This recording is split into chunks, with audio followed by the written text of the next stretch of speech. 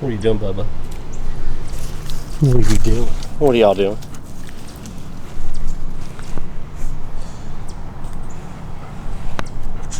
What are you doing, Bubba? Alright, welcome back everybody.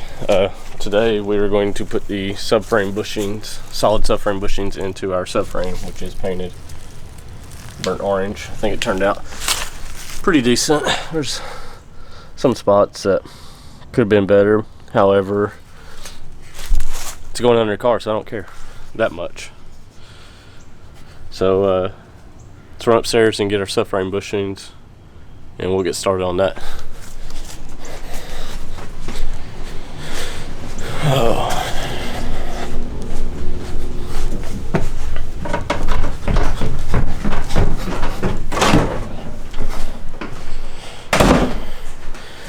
Grab our box, put them in. Otherwise, we're going to freeze our fingers off.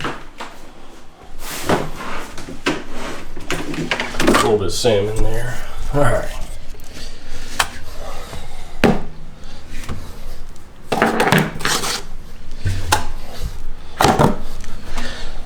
And the reason they're in the freezer is,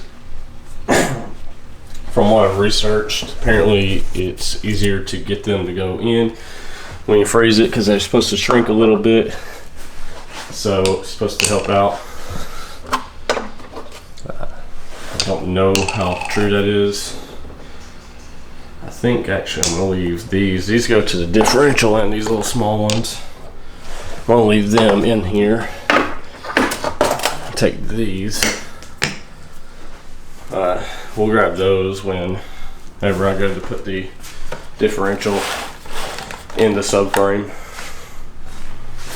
I don't think there's a reason to need those right now.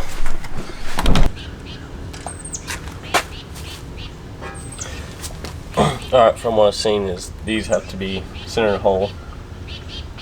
The hole's not centered on the subframe bushing, so it's offset. So these need to be more towards the center of the subframe. So we're going to flip the subframe over and start on that.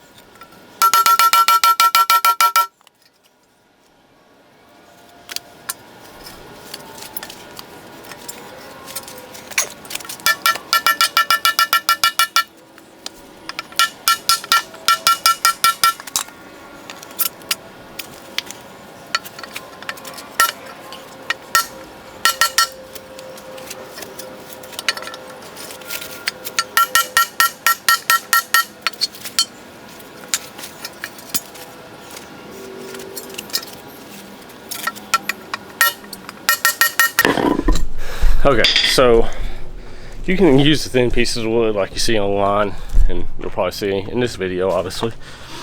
Or you can use the thicker 2x6s. The thicker 2x6s seem to break apart easier, but I was able to smack them harder, so I guess maybe they didn't really break apart easier. I don't know.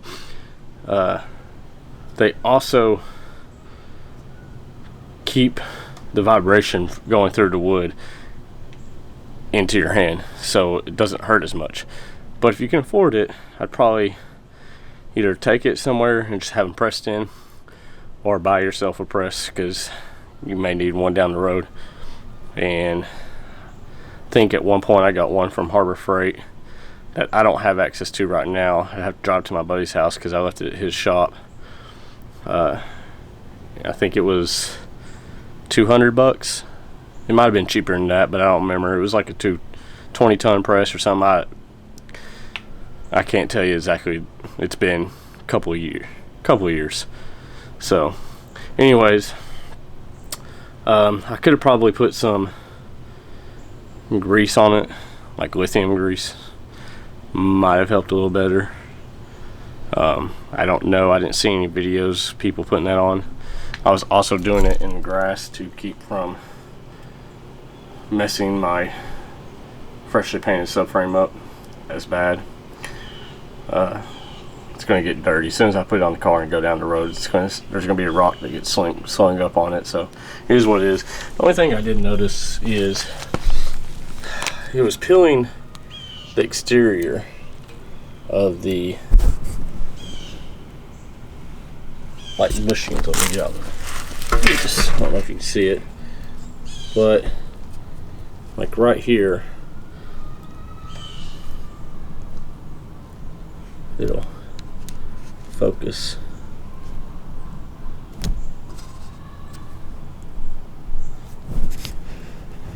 Anyways, it was peeling the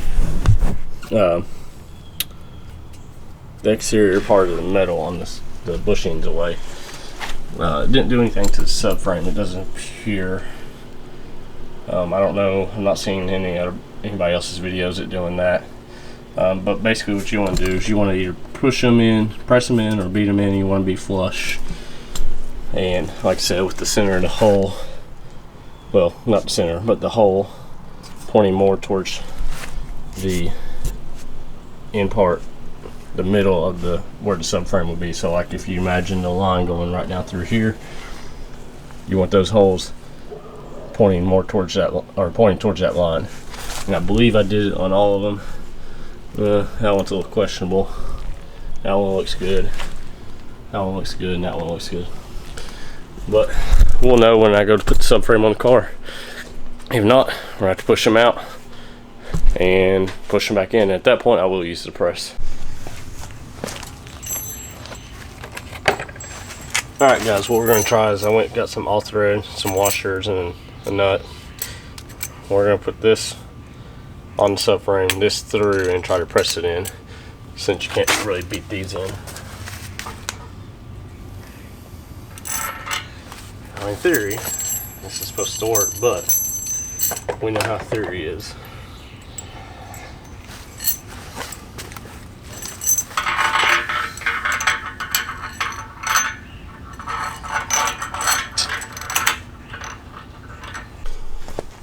Like I said, in theory it's supposed to work. Obviously I didn't get a big enough washer, so it's going to make up for it, hopefully.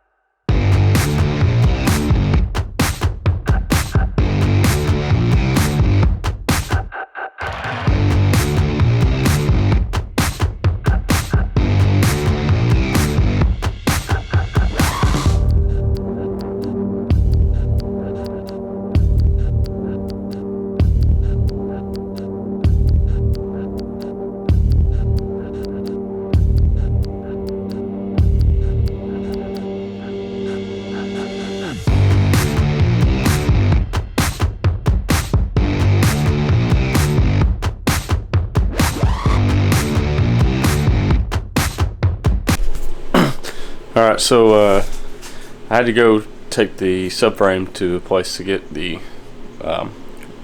differential bushings pushed in.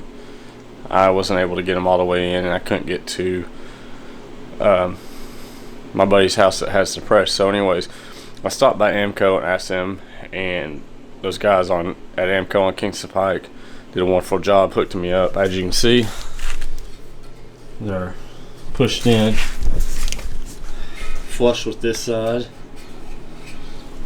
So we got a few things that we'll have to touch up, like here where I was putting in the these bushings, and then obviously clean it off. But other than that, it's gonna look good. I think it'll you might see a little bit of it, who knows, you might see parts like this, but if not, it is what it is. Like I said, it's gonna eventually probably get hit by some rocks as soon as I get an engine and get a transmission and wiring harness and all that and drive it down the road. It'll probably get hit the very first, I don't know, mile, because of all the construction out on the interstate. Anyways, that'll be all for this video. Y'all have a wonderful day, and hope to see y'all back.